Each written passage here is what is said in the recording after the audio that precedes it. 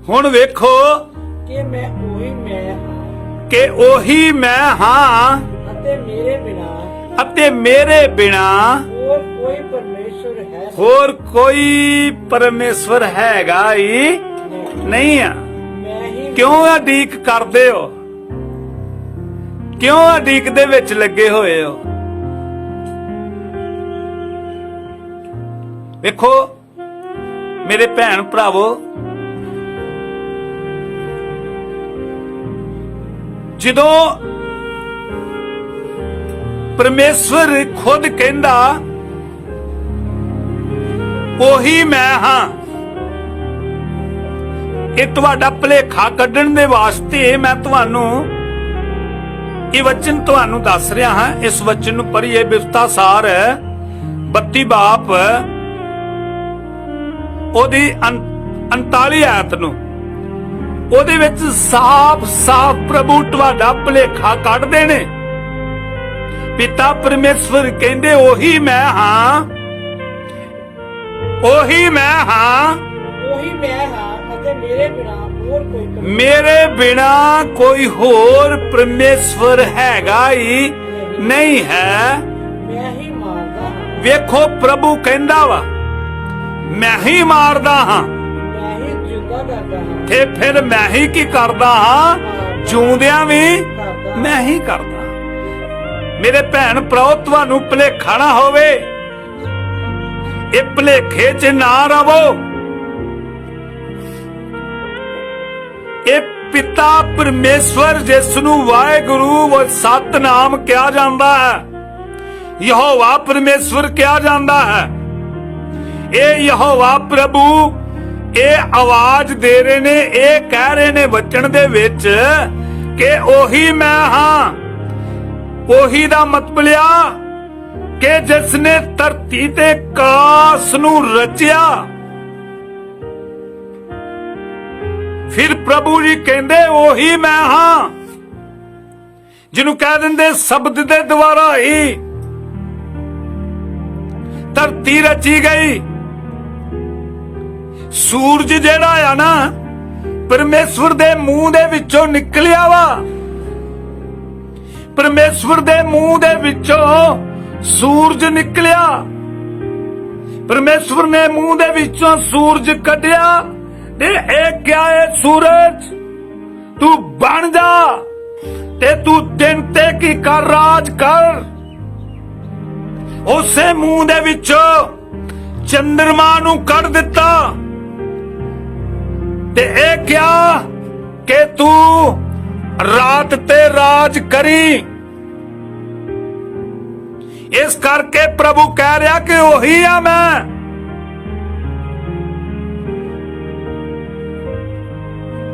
जिसने आकाश नू रचिया, आकाश वाला ज वेखदे आ ना असी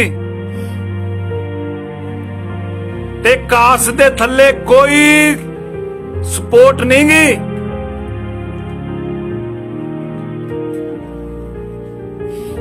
कोई वड्डे वड्डे पिलर नहीं बनाएंगे। सिर्फ परमेश्वर ने मुंह दे विचों आकाश नू कढ़िया ते किड्डा वड्डा परमेश्वर आओ।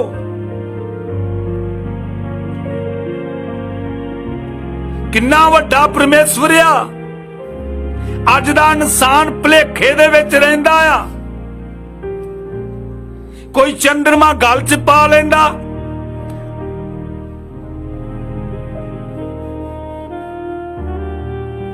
की कोई इंसान सूरज नू पानी दे सकदा आ? ए मेरे भैन भरावो, सूरज ते सब नू सगो पानी की उस दी तपश दे नाल इंसान जीवित हो रहा है।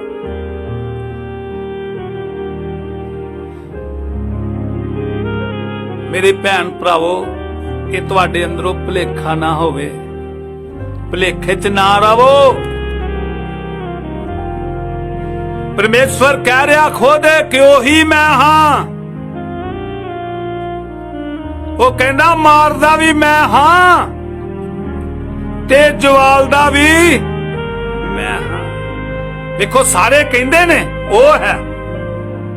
ਜਿੰਨੇ ਵੀ ਤੁਸੀਂ ਗ੍ਰੰਥ ਪੜ੍ਹ ਲਓ, ਜਿੰਨੇ ਵੀ ਮਰਜ਼ੀ ਪੜ੍ਹ ਲਓ, ਸਾਰੇ ਕਹਿਣਗੇ ਉਹ ਹੈ। ਹਰ ਇੱਕ ਕਹੂਗਾ ਉਹ ਹੈ, ਮੈਂ ਨਹੀਂ ਆ, ਉਹ ਆ। ਪਰ ਸਾਡਾ ਪ੍ਰਭੂ, ਸਾਡਾ ਪਰਮੇਸ਼ਵਰ ਜਿਹਦੀ ਅਸੀਂ ਬੰਦਗੀ ਕਰਦੇ ਆ, ਉਹ ਕਹਿੰਦਾ ਉਹੀ ਮੈਂ ਹਾਂ। ਫਿਰ ਕਹਿੰਦਾ ਮੈਂ ਹੀ ਮਾਰਦਾ ਹਾਂ, ਮੈਂ ਹੀ ਜਵਾਲਦਾ ਹਾਂ, ਹੋਰ ਕੋਈ ਮਾਰ ਨਹੀਂ ਸਕਦਾ।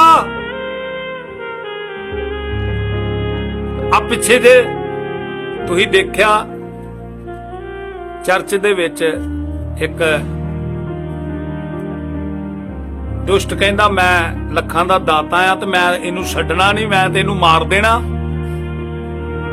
ਤੇ ਤੁਹਾਨੂੰ ਪਤਾ ਮੈਂ ਉਹਨੂੰ ਕੀ ਕਿਹਾ ਹੈਗਾ? ਵੀ ਤੇਰੇ ਵਿੱਚ ਕਿਹੜੀ ਕੋਈ ਕਾਤ ਆ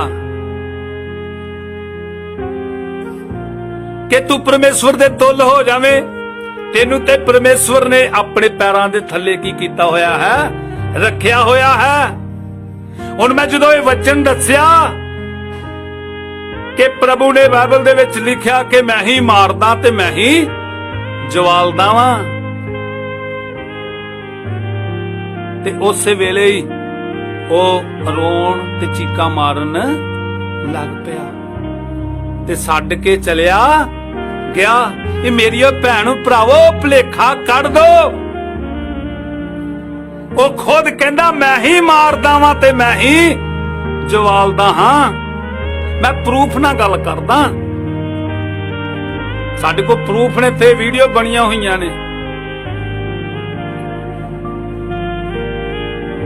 ਜਿਨ੍ਹਾਂ ਦੇ ਵਿੱਚੋਂ ਦੁਸ਼ਟ ਚਲਾਉਂਦੇ ਨੇ ਤੇ ਉਹਨਾਂ ਨੂੰ ਪੁੱਛਦਾ ਕਿਹਦੇ ਨਾਂ ਤੇ ਚੱਲਿਆ? ਉਹ ਕਹਿੰਗਾ ਯਿਸੂ ਦੇ ਨਾਂ ਤੇ। ਉਹ ਖੁਦ ਜਾਣਦੇ ਨੇ, ਪਰ ਅੱਜ ਦਾ ਇਨਸਾਨ ਯਿਸੂ ਨੂੰ ਜਾਣਦਾ ਹੀ ਨਹੀਂ ਆ। ਭੂਤ ਜਾਣਦੇ ਨੇ, ਤਾਈਏ ਤੇ ਯਿਸੂ ਦੇ ਨਾਂ ਤੇ ਚਲਾਉਂਦੇ ਨੇ, ਤਾਈਏ ਤੇ ਯਿਸੂ ਦੇ ਨਾਂ ਤੇ ਚੀਕਾਂ ਮਾਰਦੇ ਨੇ, ਕਿਉਂਕਿ ਉਹਨਾਂ ਨੂੰ ਪਤਾ ਵਾ ਕਿ ਇਹ ਉਹ ਮਹਾਨ ਹਸਤੀ ਆ ਜਿਹੜਾ ਮਰ ਗਿਆ ਸੀ ਤੇ ਤੀਸਰੇ ਦਿਨ ਫੇਰ ਕੀ ਹੋ ਗਿਆ? ਜਿਉਂਦਾ ਹੋ ਗਿਆ। ਉਹ ਅੱਜ ਵੀ ਜਿਉਂਦਾ ਆ। ਵੇਖੋ ਮੇਰੀਓ ਭੈਣੋ, ਇਸ ਵਚਨ ਦੇ ਵਿੱਚੋਂ ਭੁਲੇਖਾ ਕੱਢਣ ਵਾਸਤੇ ਕੀ ਕਹਿੰਦਾ ਪ੍ਰਭੂ? ਮੈਂ ਹੀ ਮਾਰਦਾ, ਮੈਂ ਹੀ ਜਵਾਲਦਾ ਹਾਂ। ਤੇ ਅਗਲਾ ਵਚਨ ਕੀ ਕਹਿੰਦਾ ਸਾਨੂੰ? ਮੈਂ ਹੀ ਜ਼ਖਮੀ ਕਰਦਾ। ਹਾਂ, ਜ਼ਖਮੀ ਵੀ ਉਹੀ ਕਰਦਾ ਨੇ। ਉਹ ਮੇਰੀਓ ਭੈਣੋ, ਜ਼ਖਮੀ ਵੀ ਉਹ ਕਰਦਾ। ਜ਼ਖਮੀ ਇਸ ਲਈ ਕਰਦਾ ਕਿ ਤੁਸੀਂ ਉਹ ਮੋੜਿਓ, ਤੁਹਾਨੂੰ ਮੋੜਨ ਵਾਸਤੇ ਜ਼ਖਮੀ ਕਰਦਾ ਆ ਕਿ ਤੁਸੀਂ ਸਮਝ ਜਾਓ। ਪ੍ਰਭੂ ਚਾਹੁੰਦਾ ਨਹੀਂ ਆ ਕਿ ਤੁਹਾਨੂੰ ਉਹ ਜ਼ਖਮੀ ਕਰੇ, ਕਿਉਂਕਿ ਉਹਦੀ ਰਹਿਮਤ ਅਬਦੀ ਆ, ਉਹਦਾ ਪਿਆਰ ਨਿਰਾਲਾ ਆ, ਉਹਦਾ ਗੁੱਸਾ ਇੱਕੋ ਹੀ ਪਲਦਾ ਆ, ਉਹਦੀ ਦਇਆ ਜਿਹੜੀ ਸਦਾ ਦੀ ਆ, ਉਹਦਾ ਰਹਿਮ ਸਦਾ ਦਾ ਆ। ਉਹ ਤੇ ਸਿਰਫ ਤੁਹਾਨੂੰ ਬਚਾਉਣਾ ਚਾਹੁੰਦਾ ਆ, ਉਹ ਤੁਹਾਨੂੰ ਛੁਟਕਾਰਾ ਦੇਣਾ ਚਾਹੁੰਦਾ ਆ। ਉਹ ਤੁਹਾਨੂੰ ਅੱਜ ਆਵਾਜ਼ ਦੇ ਰਿਹਾ ਆ ਕਿ ਇਹ ਮੇਰੀ ਬੇਟੀ, ਮੇਰੀ ਧੀ, ਤੂੰ ਮੋੜਿਆ। ਮੈਂ ਤੈਨੂੰ ਇਹ ਦੱਸ ਦਿੰਦਾ ਹਾਂ ਕਿ ਮੇਰੇ ਸਿਵਾਏ ਕੋਈ ਪ੍ਰਭੂ ਹੈ ਨਹੀਂ ਆ। ਜਿਵੇਂ ਮੈਂ ਜ਼ਿਆਦਾ ਵਚਨ, ਤੁਹਾਨੂੰ ਪਤਾ ਮੈਂ ਹਰ ਵਚਨ ਦੇ ਵਿੱਚ ਇਹ ਵਚਨ ਜ਼ਰੂਰ ਬੋਲਦਾ ਹਾਂ ਕਿ ਬਚਾਇਆ ਹੋ ਜਾਏਗਾ ਜਿਹੜਾ ਪ੍ਰਭੂ ਦਾ ਨਾਮ ਲਵੇਗਾ, ਕਿਉਂਕਿ ਬਚਾਓ ਜਿਹੜਾ ਸਿਰਫ ਤੇ ਸਿਰਫ ਪ੍ਰਭੂ ਦੇ ਕੋਲ ਆ, ਹੋਰ ਕਿਸੇ ਦੇ ਕੋਲ ਬਚਾਓ ਨਹੀਂ ਜੇ।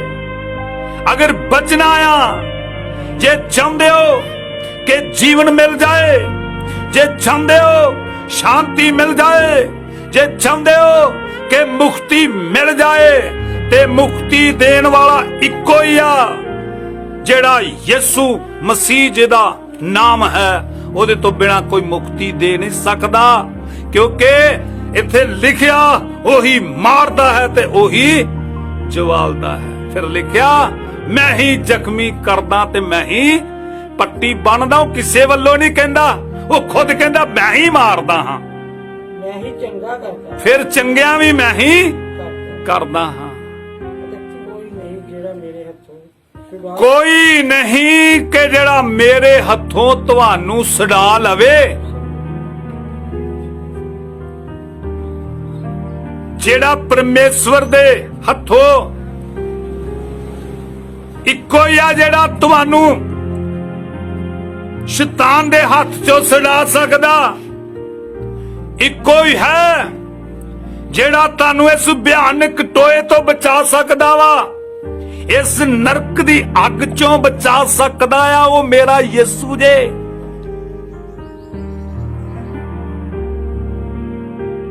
ਕਿਉਂਕਿ ਕਈ ਵਾਰੀ ਇਨਸਾਨ ਕਹਿੰਦੇ ਵੀ ਉਹੀ ਪੁੱਤ ਆ ਤੇ ਉਹੀ ਪੁੱਤਰ ਆ, ਉਹੀ ਆਤਮਾ ਵਾ।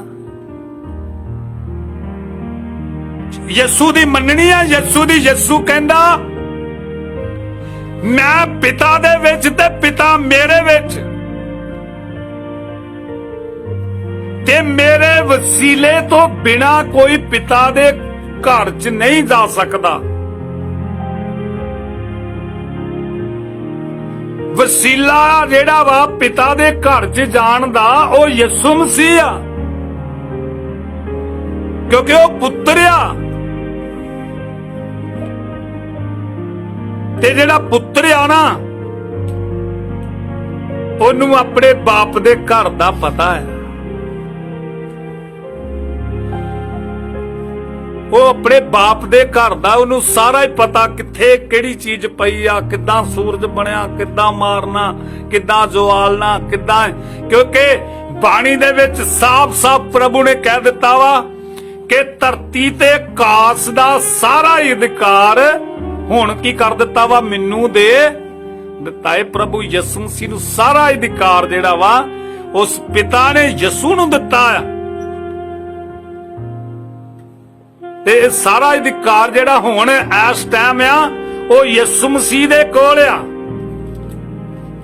ਤੇ ਹੁਣ ਯਿਸੂ ਮਸੀਹ ਦੇ ਕੋਲ ਜਿਹੜਾ ਆ ਜਾਏਗਾ ਉਹੀ ਬਚ ਜਾਵੇਗਾ,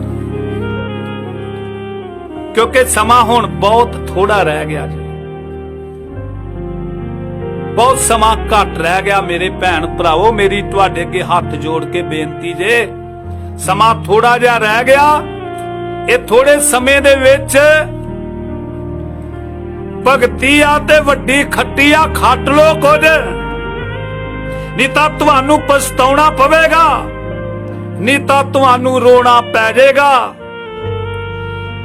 ਇਸ ਵਚਨ ਦੇ ਵਿੱਚ ਸਾਫ਼-ਸਾਫ਼ ਪ੍ਰਭੂ ਨੇ ਦੱਸ ਦਿੱਤਾ ਕਿ ਮੇਰੇ ਸਿਵਾਏ ਕੋਈ ਪ੍ਰਭੂ ਨਹੀਂ ਆ, ਤੇ ਮੇਰੇ ਹੱਥੋਂ ਕੋਈ ਤੁਹਾਨੂੰ ਛੁਡਾ ਨਹੀਂ ਸਕਦਾ, ਕੋਈ ਬਚਾ ਨਹੀਂ ਸਕਦਾ।